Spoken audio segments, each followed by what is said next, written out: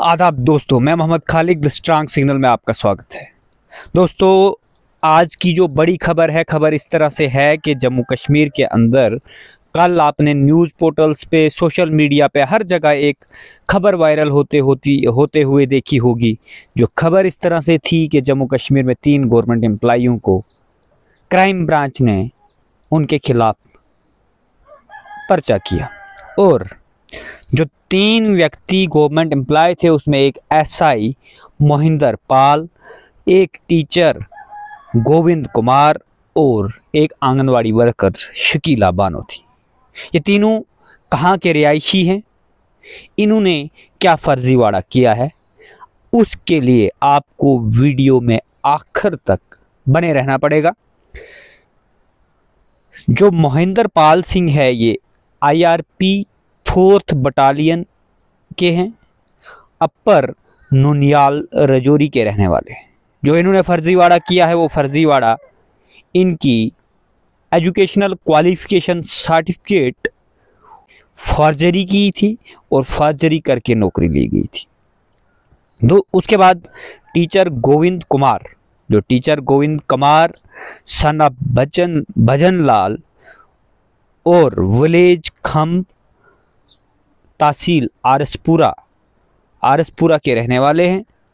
2004 में RET teacher लगे थे। 2004 में RET टीचर लगे थे, 2025 चल रहा है। थोड़ा सा गौर करें। मैं इसलिए बोल रहा हूँ कि अपने दर्शकों को एक तो हमारे साथ जुड़े रहिए, दूसरा इस वीडियो को ज़्यादा से ज़्यादा शेयर करें। 25 साल आपकी सोसाइटी के बच्चे उस स्कूल में पढ़ रहे थे जिस स्कूल में गोविंद कुमार पढ़ा रहा था, और इसने जो फर्जीवाड़ा किया है, जो क्रिमिनल एक्ट करके स्कूल में नौकरी लेगा तो वो बच्चों को क्या पढ़ाएगा। इसने फ्रॉड RBA सर्टिफिकेट एक्वायर करके अपनी नौकरी ली है। उसके बाद शकीला बानो, टीचर गुलाम हसन न्यायिक की बेटी है, विलेज खड़ी के रहने वाले हैं। और विलेज खड़ी में ये फ्रॉड जो डॉक्यूमेंट है, इन्होंने जो फ्रॉडरी की है, इसकी डेट ऑफ बर्थ में की है, इसके स्कूल रिकॉर्ड में की है। क्योंकि ये खुद टीचर थे और इनकी बेटी जो थी वो इतनी पढ़ी लिखी नहीं थी कि वो आंगनवाड़ी वर्कर लग सके, या आंगनवाड़ी में वर्कर या हेल्पर जो भी है वो सार्वजनिक रिपोर्ट नहीं है। लेकिन इन्होंने या तो जो स्कूल रिकॉर्ड था उसके साथ फर्जीवाड़ा किया है। और डेट ऑफ बर्थ जो है, डेट ऑफ बर्थ में ये क्लियर दिख रहा है कि बाप की डेट ऑफ बर्थ 1967 है, यानी 1966 है, और बेटी की 1976 है, और उसमें 9 साल 26 दिन का ही गैप है। यानी बाप और बेटे के बीच में 9 साल 26 दिन का ही गैप है। अब आप अंदाज़ा लगाएं कि किस तरह की फ्रॉड होता है। उसके बाद उन लोगों को 25 साल तक कौन सा उच्च अधिकारी मॉनिटर कर रहा था, ये उसकी कौन सी अप्रोच मानी जाएगी। अब आप सोचेंगे कि ये जो खबर है, खबर तो बन गई, Jammu Kashmir police well done crime branch, ऐसे आजकल लोग करते हैं। क्योंकि लोग सोचते हैं FIR लग गई, अब सारा कुछ ठीक हो गया। नहीं, FIR लगने के बाद वही जो इनलीगल ग्रेटिफिकेशन है वही अब आगे की प्रक्रिया, जो चार्जशीट होनी है, जो इन्वेस्टिगेशन होनी है, ये इन्वेस्टिगेशन किसने करनी है? इन्वेस्टिगेशन करने के व्यक्ति आपको पता है, ये किसी SI की जुरिडिक्शन के अंदर होगी। लेकिन सवाल सबसे बड़ा पैदा ये होता है कि जम्मू कश्मीर के अंदर जो कामकाज चल रहा है वो कैसा है। क्योंकि जम्मू कश्मीर के अंदर इससे पहले जितनी भी रिक्रूटमेंट हो रही थी वो रिक्रूटमेंट एजेंसीज के थ्रू नहीं हो रही। रिक्रूटमेंट एजेंसीज के थ्रू अगर कोई रिक्रूटमेंट नहीं होती है तो उनकी डॉक्यूमेंट वेरिफिकेशन प्रॉपर नहीं होती है, इनलीगल ग्रेटिफिकेशन लिया जाता है। और इनलीगल ग्रेटिफिकेशन लेने के बाद एक टीचर 2004 में RET लगता है, 2004 में लगा तो 5 साल के बाद उसकी प्रमोशन होती है। प्रमोशन होने के बाद भी गवर्नमेंट को ये नहीं पता चलता है कि ये आरबीआई में फाल करता है या नहीं करता है। इनकी वेरिफिकेशन कैसे हुई, सबसे के ऊपर कार्रवाई होनी चाहिए। मेरा साफ कहना है कि जो अधिकारी इस व्यक्ति को वेरिफिकेशन सीआईडी करते हैं, विजिलेंस करते हैं, वो व्यक्ति पे कड़े से कड़ी कार्रवाई होनी चाहिए, क्योंकि उसने तो इनलीगल ग्रेटिफिकेशन ली होगी। या उस सर्विस सिलेक्शन बोर्ड की बात करें जिस बोर्ड के थ्रू इनकी रिक्रूटमेंट नहीं हुई, लेकिन जब इनकी प्रमोशन हुई तो डिपार्टमेंटल वेरिफिकेशन तो हुई होगी।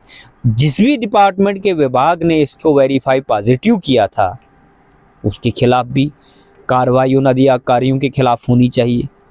व्यक्ति तो व्यक्ति है ना, उसने फर्जी डॉक्यूमेंट दे दिया, लेकिन जो कंपिटेंट अथॉरिटी है उसका क्या काम है।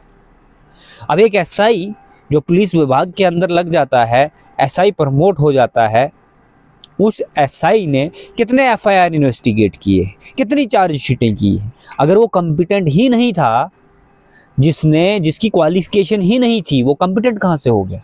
अगर वो कंपिटेंट नहीं था, उसने मर्डर और रेप केसों में क्या किया होगा, क्या किया होगा, ये बहुत बड़ा सवाल है। हम तो खबर करके चल के निकल जाते हैं, लेकिन एक एसआई ने इन्वेस्टिगेशन की, चार्जशीट की।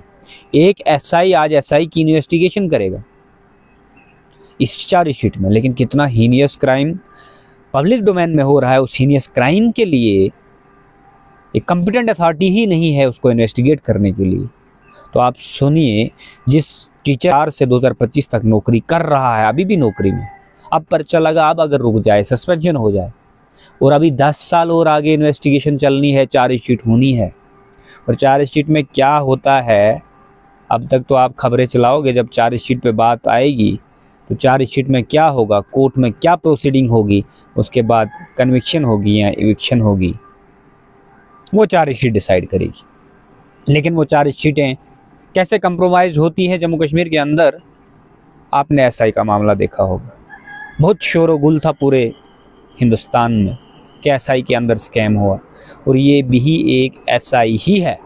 अब आगे की बात करें, एसआई के बाद की बात करें तो एसआई के बाद की बात इस तरह से है, सोशल वेलफेयर डिपार्टमेंट के अंदर एक टीचर ही फ्रॉड करता है और अपनी बेटी को फर्जी डॉक्यूमेंट, क्वालिफिकेशन बना के देता है, डेट ऑफ बर्थ बना के देता है, और उसको भी मुलाजिम लगवाता है आंगनवाड़ी डिपार्टमेंट के अंदर।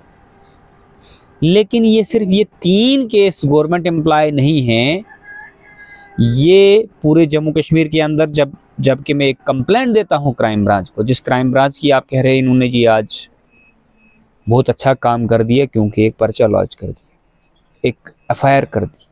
मैंने क्राइम ब्रांच को पिछले 3 सालों से रिपीटेडली कंप्लेंटें दी थी, और क्राइम ब्रांच का काम इन्वेस्टिगेट करना होता है, प्रिलिमिनरी इंक्वायरी करना होता है।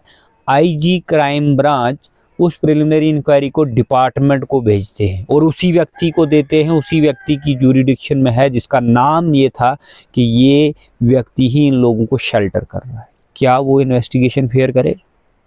ये यूथ सर्विस एंड स्पोर्ट्स की बात हो रही, जिसका कमिश्नर सेक्रेटरी कल ही बदला है, ट्रांसफ़र हुआ, और जिसके डायरेक्टर से मैं मिला, इन डिटेल बताया, एक एक डॉक्यूमेंट बताया, कितने फेक और फ्रॉड डिग्री होल्डर्स हैं जो रहबरी खेल में काम कर रहे हैं, जिनके पास डिग्री है ही नहीं, कंप्यूटराइज है।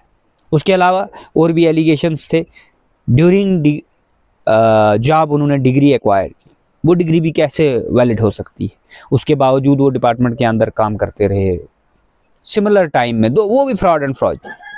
लेकिन क्राइम ब्रांच इन चीज़ों को नहीं देखती है। क्राइम ब्रांच ने एक किसी व्यक्ति पे पर्चा किया पब्लिक डोमेन में आने के लिए, और जैसे आपने देखा कल परसों एक पटवारी को रामबन में पकड़ा गया। उसके अलावा आपने देखा होगा रोज़ाना किसी पटवारी पे रेड पड़ती है, लेकिन पटवारी से ऊपर वाले अधिकारी जो करोड़ों का पैसा खा के डकार नहीं मारते, उनके ऊपर कब रेड पड़ेगी और करप्शन कब खत्म होगी? और इसके पीछे सिर्फ कारण जो है वो इनलीगल ग्रेटिफिकेशन। आप अपनी राय जो है कमेंट बॉक्स में रखिए कि क्या जम्मू कश्मीर से फ्रॉड और फॉर्जरी ख़त्म होगी? ये लोग सरकारी विभागों से बाहर करने का काम सरकार करेगी या और लगाने का काम करेगी। देखते रहिए द स्ट्रांग सिग्नल। शुक्रिया।